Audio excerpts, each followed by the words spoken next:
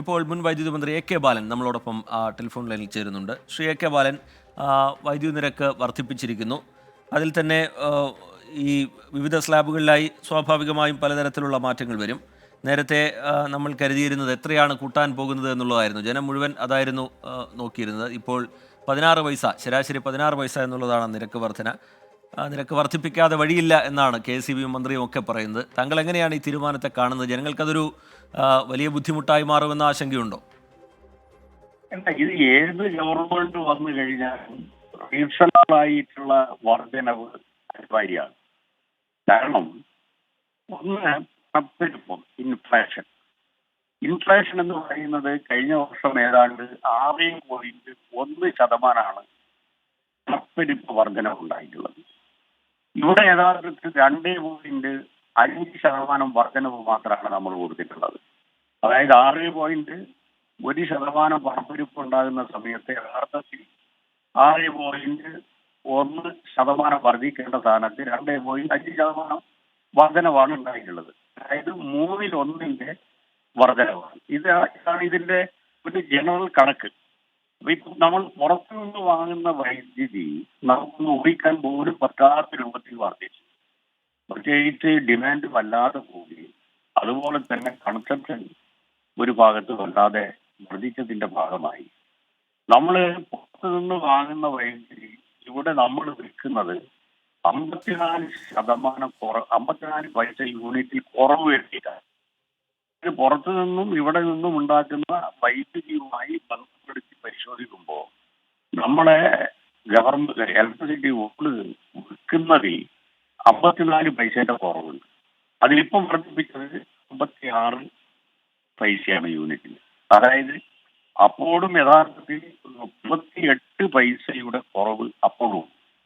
അതിൽ regulatory commission പറഞ്ഞിട്ടുള്ളത് efficiency വർദ്ധിപ്പിച്ച് ഈ ഗ്യാപ്പ് നിങ്ങൾ ഫിൽ ചെയ്യണം എന്നുള്ളതാണ്. എന്ന് പറഞ്ഞു കഴിഞ്ഞാൽ വളരെ നാമമാത്രമായിട്ടുള്ള ഒരു വർധന അനിവാര്യമായി തീർന്നു എന്നാണ്. ശരി, വർധന അനിവാര്യമായ ഘട്ടമാണ് എന്നാണ് മുൻ വൈദ്യുതി മന്ത്രി എ കെ ബാലൻ പ്രതികരിക്കുന്നത്. ഓരോരോ കാലത്ത് അതത് സാഹചര്യം അനുസരിച്ച് സ്വാഭാവികമായി ഉണ്ടാകുന്ന വർധന എന്ന നിലയിൽ മാത്രമേ ഇതിനെ കാണേണ്ടതുള്ളൂ എന്നാണ്. ഉമേഷ് ബാലകൃഷ്ണൻ നമുക്കൊപ്പം തുടരുന്നുണ്ട്. ഉമേഷ്, ഈ ജനുവരി മുതൽ മെയ് വരെയുള്ള കാലയളവിൽ യൂണിറ്റിന് 10 പൈസ നിരക്കിൽ സമ്മർ താരിഫ് ഏർപ്പെടുത്തണം എന്നുള്ള ആവശ്യമായിരുന്നു ഒന്ന്.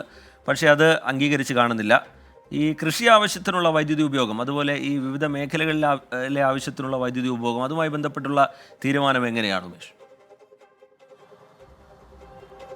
നിലവിൽ കൃഷി ആവശ്യത്തിനുള്ള വൈദ്യുതി ഉപയോഗത്തിലേക്ക് വന്നു കഴിഞ്ഞാൽ നിലവിൽ 20 രൂപയാണ് നിലവിലുള്ള നിരക്ക്. അത് പ്രതിമാസ കിലോ വാട്ടിനാണ് ഈ ചാർജ് ഈടാക്കുന്നത്. അത് 20 രൂപ എന്നുള്ളത് കമ്മീഷൻ 2020 അതിന് വർധനയില്ല. അത് 2020-ലും അത് പക്ഷേ എനർജി യൂണിറ്റിന് ചെറിയ വർധനയുണ്ട്. അതായത് 5 പൈസ വർധന എനർജി യൂണിറ്റിന് മാത്രം ഈടാക്കുന്നുണ്ട്. ഫിക്സഡ് ചാർജിന് മാറ്റമില്ല. അതായത് കൃഷി യൂണിറ്റിന് നിലവിൽ 20 രൂപയാണ് ഫിക്സഡ് ചാർജ് വരുന്നത്. ഒപ്പം എനർജി ചാർജ് 2 രൂപ 30 പൈസയാണ്. അത് ഈ വർഷം ഇങ്ങനെ മാറും. അതായത് 2 രൂപ 35 പൈസയായി മാറും.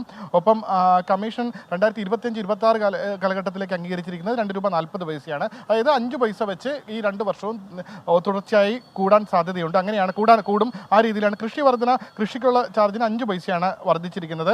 അതേസമയം കോഴി വളർത്തൽ, കന്നുകാലി വളർത്തൽ, അലങ്കാര മത്സ്യകൃഷി തുടങ്ങിയ ആവശ്യങ്ങൾക്കുള്ള വൈദ്യുതി നിരക്കിൽ മാറ്റമില്ല എന്നുള്ളതും ഒരു ആശ്വാസം നൽകുന്നതാണ്. അത് യൂണിറ്റിന് മാറ്റമില്ല. പക്ഷേ ഫിക്സഡ് ചാർജ് നിലവിൽ 20 രൂപ എന്നുള്ളത് അടുത്ത വർഷം 25 രൂപയായും ഒപ്പം 2025-26 കാലഘട്ടത്തിൽ 30 രൂപയും വർദ്ധിക്കും. ഫിക്സഡ് ചാർജിന് മാറ്റമുണ്ട്. യൂണിറ്റിന് 3 രൂപ 40 പൈസ എന്നുള്ളത് അതേ രീതിയിൽ തുടരും. ചെറുകിട IT അധിഷ്ഠിത വ്യവസായങ്ങൾക്ക് നിലവിലുള്ള നിരക്ക് ഫിക്സഡ് ചാർജ് 165 രൂപയാണ്. അത് അടുത്ത വർഷം 175, അതായത് 10 രൂപ ഫിക്സഡ് ചാർജിൽ മാറ്റമുണ്ടാവും. 2025-26 കാലഘട്ടത്തിൽ അതിൽ മാറ്റം ഉണ്ടാകില്ല. 175 എന്ന നിലയിൽ തന്നെ നിൽക്കും. പക്ഷേ കണക്ഷൻ ലോഡ് 20 കിലോ വാട്ടിന് മുകളിലാണെങ്കിൽ നിലവിൽ ഫിക്സഡ് ചാർജ് 200 എന്നുള്ളത് 210-ഉം അടുത്ത വർഷം 220-മായി മാറും. നിലവിൽ ഉള്ള ചാർജ് വർധന എന്ന് പറയുന്നത് 10 പൈസയും അടുത്ത വർഷം 15 പൈസയുമാണ് നിശ്ചയിച്ചിരിക്കുന്നത്. അതായത് നിലവിൽ 6 രൂപ 50 പൈസയാണ് ചെറുകിട IT വ്യവസായങ്ങൾക്ക് ഈടാക്കുന്നത് യൂണിറ്റിന്. അത് അടുത്ത വർഷം അത് 6 രൂപ 60 പൈസയും തൊട്ടടുത്ത വർഷം 6 രൂപ 65. ശരി, ഉമേഷ് ബാലകൃഷ്ണൻ തിരുവനന്തപുരത്ത് നിന്ന് വിവരങ്ങൾ നൽകുകയായിരുന്നു. ചെറുതല്ലാത്ത വർധന തന്നെയുണ്ട്. നേരത്തെ 37 പൈസയുടെ വർധന, യൂണിറ്റിന് 37 പൈസയുടെ വർധന വേണം എന്നുള്ള ആവശ്യമാണ് KSEB മുന്നോട്ട് വെച്ചത്. അതിപ്പോൾ ശരാശരി 16 യൂണിറ്റിന് 16 പൈസയുടെ വർധന എന്ന നിലയിലേക്കാണ് കാര്യങ്ങൾ എത്തി നിൽക്കുന്നത്.